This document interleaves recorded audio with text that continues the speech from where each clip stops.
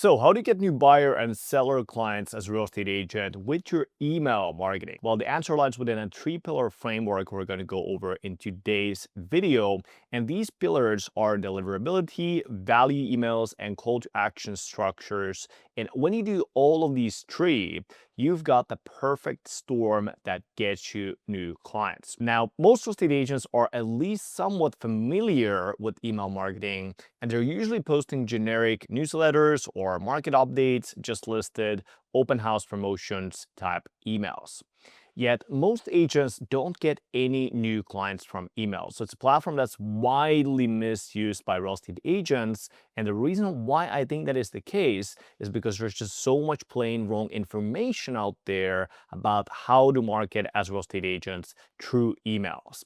So agents really end up doing random things that are not proven to work, things that have no basis on actual human psychology or what people respond to. But if you know how to use email the right way, it can easily add you an extra 10, 20, 30 deals a year to your bottom line. So let's go ahead and jump right to email marketing for real estate agents. And what this is that if you have an email database you've gathered over years from various different sources, whether that's just your sphere of influence, past clients, or you're buying leads from different lead platforms or marketing platforms, or you have generated leads yourself through social media advertising, etc., you will want to be consistently sending out these email broadcasts to these people. Now, email is one of the most overlooked aspects of real estate marketing, so most agents do use it completely wrong and get nothing out of it. So again, the importance of this strategy cannot be emphasized enough. Now, let's go over dynamics of email marketing. So think about Goodwill bank account. So just like social media, right, you will have a Goodwill bank account with your email database, and the more value you provide, the greater response from your list will be. So emails actually help the light add value, right? When that is the case, right, the recipient's lives build up, right? That kind of like Goodwill bank account. Now, if you do the opposite, right? So if they don't deliver the value, they don't add the value, right? Really, you're going down with that bank account. And then anytime you do an ask, you're really either getting that goodwill, right? So you have some money on the bank account so you can withdraw value from the list, right? Or then if you haven't built up that value, there's really then nothing to withdraw from, right? So just like a bank account, it works the same exact way. Now, let's go over clarity of communication, right? So really, you should only try to communicate one thing at a time with your emails. And what that means essentially is don't load your emails and stack endless things in a single email. So one email, one topic.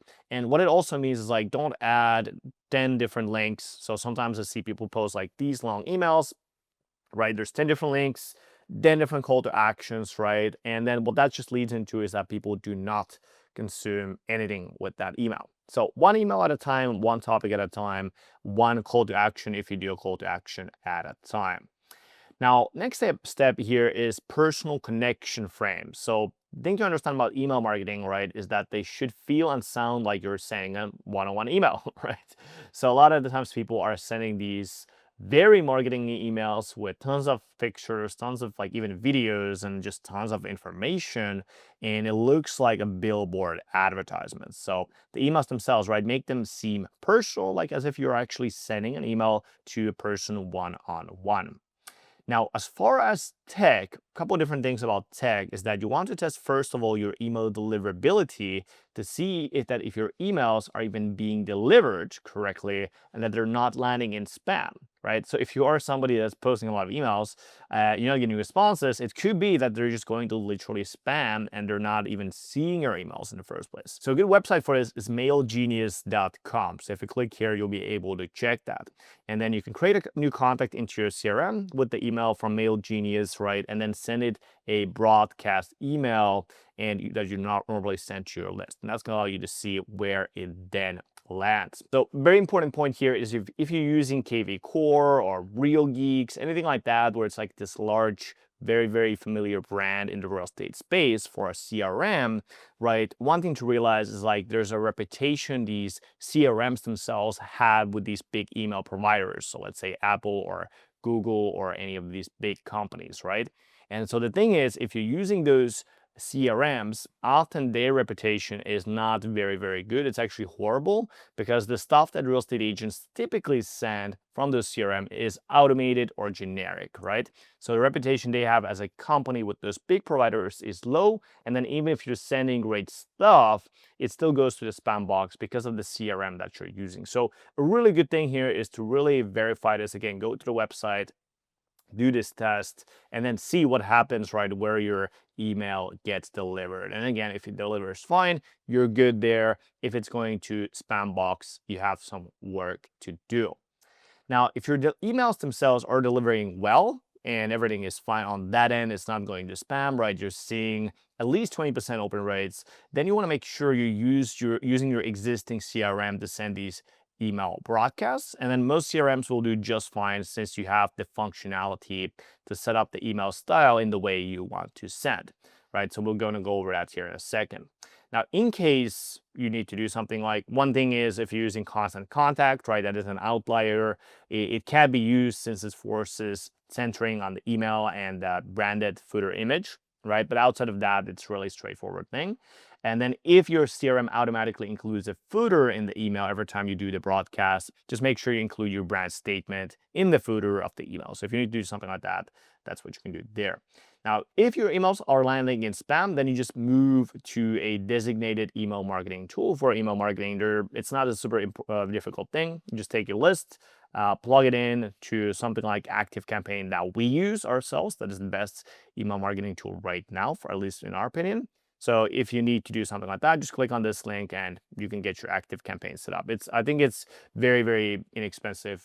10 to 20 bucks a month. By the way, if you want to have this full document with the tech, deliverability, all the instructions, right, just comment email for realtors under this YouTube video. So email for realtors, just make that as a comment under this YouTube video and our team will send that to you for free. So this full document with all the instructions so you can just implement it yourself. Now, deliverability wise, so first things first is let's go over who to send your emails to, right? So send your emails in bulk to active contacts. So don't send the emails to people that are unsubscribed or bouncing emails, haven't opened any emails from you in the past, right? Very common, people are just spamming their emails to everybody. Don't do that. Take those people out of the list. And then if you've been sending emails actively, so 2 times a month, avoid sending emails to people who haven't opened any of your emails in the past 90 to 180 days. Now, why is that the case? Well, obviously they're not looking at the emails, so you're just going to lower your averages and lower your reputation. So very important to maintain your overall email deliverability so your emails don't end up in that promotion or that spam folder. Now, if you have been sending out emails once a month, avoid sending emails to people who have not opened emails in the last 12 months. Again, very important for email deliverability. We want to keep that list clean so you don't end up in that promotion or spam folder. Now, if you have scraped emails, so essentially you bought contact information, right? There's tools like Redx, all these different tools, right, where you can buy contact information. And you have added these people to your email list and they have not opened any of your first 5 emails, right? You should never email them again, or your emails again will go to that spam folder. So all these things, make sure you're essentially keeping the list clean, and then people who don't want your emails, take them off the list. That way, people that do want your emails, they will receive your emails. And then if you don't do that, basically what's going to happen is like all of your emails are going to go to that spam or promo folder. So nobody will see them. So what's super important is like what not to send, right? So we kind of went over, okay, who not to send your emails to, right? But it's also important to go over what to not send. Like how do you avoid going to that spam folder or promotion folder? Number one is default template drip campaigns built into CRM platforms. So if you have something that's templated, again, that's just going to end up going to that place, right? Number 2 is pre-made articles. So if you have something that's already pre-made, right, same thing, or emails that cover multiple separate topic at once. So if you send these linked emails with 10 links, same exact thing, straight to promotion folder. So if you send any of these, chances are just very high that, again, people just start to avoid opening your emails. Maybe they read them 1 or 2 times, the very first times, but ultimately, right, they just won't read them entirely. And then after that, they would just want to open the emails. So that's ultimately going to harm your email deliverability and ultimately get you very low to no results. Now, a couple things regarding the style. So what kind of style should you send? So the highest performing email style format we have seen is emails that again look like regular one-on-one Google emails. So font Arial, font size 16, and then avoid adding fancy colors, pictures, etc. Generally speaking, this email style very rarely gets good engagement. In some instances, if executed extremely well, sure, it can work every now and then. But while the intention of making the email look nice, right, and brandy, right, that is good, usually just lowers your performance, and then it just makes it look marketing. Now let's go over the email marketing process. So what should you send? How often do you send? When do you send? So every broadcast should really have two main parts. Number one is your subject line, and then number two will be the actual contents of your emails. Now let's go over subject line first, and subject line really determines how many people open the email, in addition to your history with your list, right? Now, subject line itself, the best practices for your subject line is make the subject line catchy and really pretty short, so 5 to 10 words. So don't make the subject line seem like they're marketing. So write emails to humans as if they're human, which is the case. So different approaches to approach subject lines with examples. So number one is reciprocity. So something like 5-step guide to selling your home in Denver for 15% more than your neighbors. Number two is surprising/curiosity hook, meaning, did you hear what happened yesterday on the main street? Or the one thing Denver realtors hope homeowners never find out. Or questions, so does this describe you? Do you think this is true? Would this be useful? How to sell your house for more in Denver? How this Denver home sold for 75K over asking? And mistakes. So mistakes are the most common mistakes Denver homeowner make when they sell their home. The mistake that costs Denver home sellers $32,000 in the final sale price, or never do this or else. Completely random. Completely random means just very random. So people notice this first, something like that. Or sound like a conversation. So, I was thinking about the other day, and right. So these are some of the examples for your subject lines. Generally speaking, something that we have found to work the best is anything along these lines, and just make sure they're not like marketing, right? Marketing just immediately goes to that promotion box into people's minds. Next, let's go over the actual contents of your emails. So shortly here, we're going to go over the actual examples of real emails. But first things first is you don't need to write new content for your emails. You just use the best performing social creatives in your emails. Reason why, right, is because the social media will already tell you what people resonate with and what people don't resonate with, right? So you just use the best social creatives in your emails. Now, copy paste the content from your original Google Doc or from your Facebook timeline with this process. So first things first, you go to your Facebook page, see the best posts, right? Copy that text, paste it into Pastebin, clean up the formatting, right? Otherwise, it's going to look very messy. And then copy the text you have in the Pastebin and paste it into your CRM or whatever email marketing tool you're using, and then put it there. Now, don't link your social media posts. So don't obviously link Facebook or Instagram, right? Use the text of the post as the email body content and just make it slightly contextual, and then just make those adjustments when needed. So obviously if you have, hey, I post, hey, Facebook, right? Remove that, hey, Facebook, right? Just make sure it's contextually relevant to that email platform. Now, send links to your long form videos. So if you have a YouTube video or if you do something like that, right, briefly explain in a few sentences what the video is about and give people reason to watch it. So again, if you have something like Facebook video or you have a YouTube video, that is something where you can add that video itself to the email and then link the video to the email so people actually go and watch the video on social media. Now, monthly repeating email type is obviously market update. It is a really good idea to do that market update, but you want to do the market update in the right way. So a really good way to do it is creating a video on social media, putting it on YouTube, putting it on Facebook, whatever platform you want to use, and then linking that video right to your email list. That's a really good way to build that relatability and connection with the list. Now, broadcast frequency with your email should be roughly anywhere from 1 time a week to 3 times a week. They have to be good emails. So if you're just starting out properly with your email marketing, by that I mean really doing the content properly, right, is starting out at 1 time a week. So if you do 1 really good email a week, that's more than enough to be good. Just make sure you're not sending out those templated or automated emails in the meanwhile, right, because that's going to ruin the good emails that you are sending. So at this point, I know you're probably thinking something like, hey, am I going to bother my friends? Am I going to bother my list? Am I going to send too many emails, right? Well, it really depends on how good your emails actually are, right? So if you're sending bad emails, like we talked about with the generic content, automated content, that's something that's really going to ultimately lead into a situation where you're just getting very small open rates and nothing will happen with your emails, right? If you're sending good emails, that is when you start to get those open rates up. That is when you start to get that engagement up. And that is when it's going to be a profitable marketing channel for you. So ultimately, people will look forward to receiving your emails, right? Because you're receiving value from those emails. Now, a couple things here as far as best broadcast times is that Tuesdays or Thursdays are the best times to send your email, and then 9 a.m. to 11 a.m. local time. That's what you want to set it to. And let's go over now some of the examples regarding these emails. So email example number 1 is email linking to a video. So is this the Houston real estate market? Is the Houston real estate market going to crash? And so here we're going to say, hey, name here. There's been a lot of talk about if the Houston real estate market is going to crash. Some even say if it's a matter of when, not if. So what's going on? I filmed a quick video where I share with you what the actual data and forecasts say.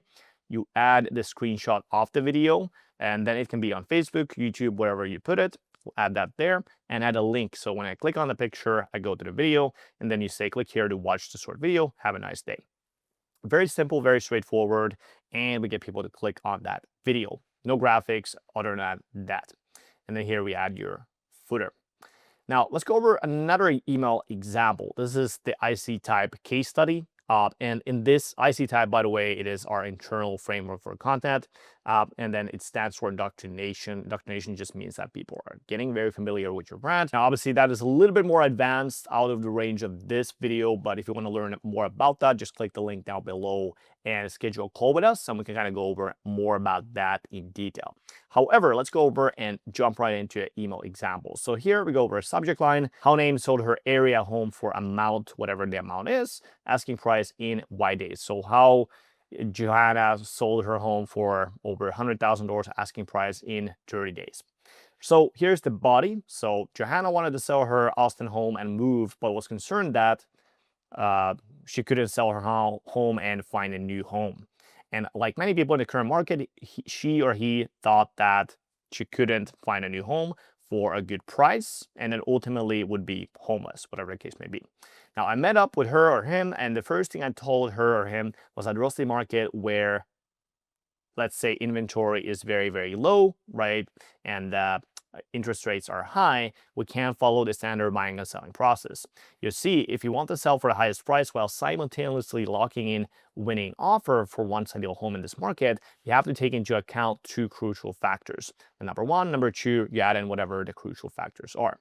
And Johanna agreed, and we implemented this. So 30 days later, she was living in this beautiful XYZ home, so she could finally start to have more money for traveling, have more money for whatever expenses she needs, whatever the desire was there. Obviously, if they're upsizing, right? So 30 days later, she was living in a larger home. Now that her family had more space, they could finally use the backyard for the kids, for sports, whatever their personal core motivations and desire were for moving in the first place.